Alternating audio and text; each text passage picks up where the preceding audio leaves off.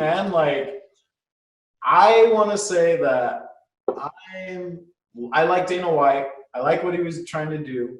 He's got more money than he needs. I don't know if you know the Dana White story, getting in the UFC. I think they broke even at like 40 million. You know, it didn't look good, and they went 40 million down, and then they had to build it back up to make the first dollar, I believe. And I think they sold for like 400 million after like 20 years or something. It's amazing.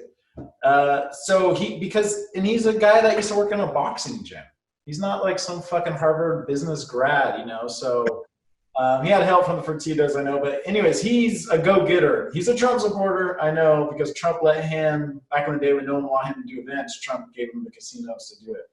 So, but he's like, look, he was talking to Tyson on podcast. He's like, look, I want to come up with a solution how to make life exist with this. Like, I don't want to just sit at home and hide. Like, let's come up with solutions. Let's get things going. And I was like, oh, that's why he's rich. He's just like, oh, the COVID. I guess I'll sit at home and drink a beer. He's like, fuck, okay, I have a business. I could quit. I have all the money in the world, but let me figure out how to do this. He's apparently got a private island in the Caribbean. Of course. And there's always, he wasn't going to tell anyone where it was. He was going to fly Khabib and Tony Ferguson. Nick, do you know the Khabib Tony Ferguson history?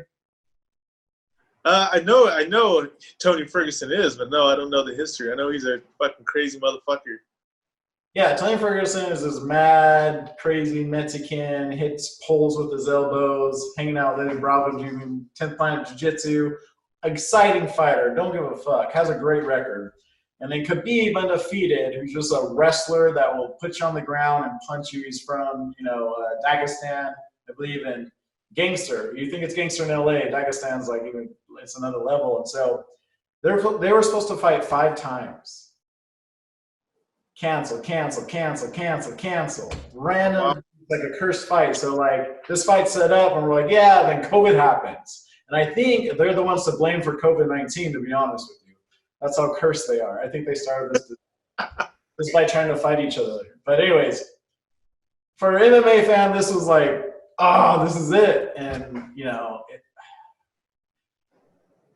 it canceled it, but Dana White tried everything. And apparently, Nick, Tallahatchie Palace Casino in Lemoore, California was going to host it.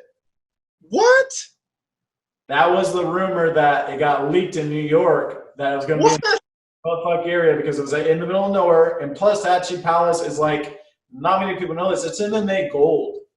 I used to go there as a kid watching fights when, that's where they put on all the fights because no one wanted to put on the fights because it was illegal or dangerous or just risky.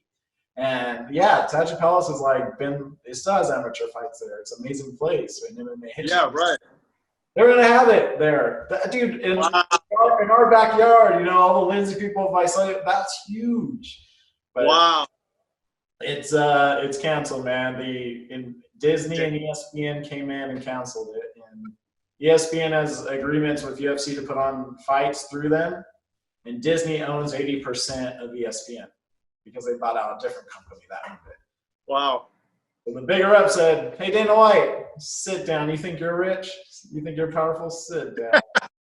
Yeah, you ain't got this kind of power.